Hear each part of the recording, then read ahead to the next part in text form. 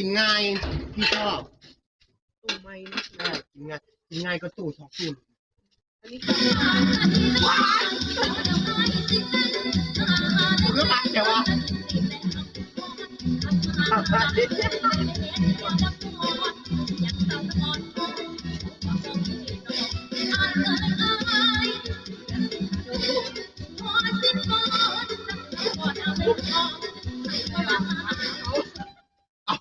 อย่าเผาเลยเดี๋ยวอีกเยอะ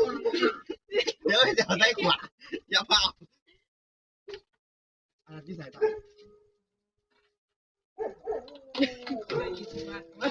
ฉันเติมหาซีฟ เอาเหรอ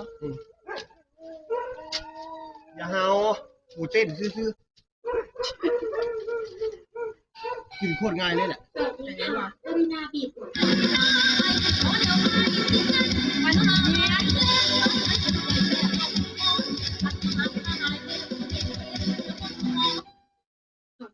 20 บาทก็ได้จะเกือบ20 บาทไปโคตรหลาย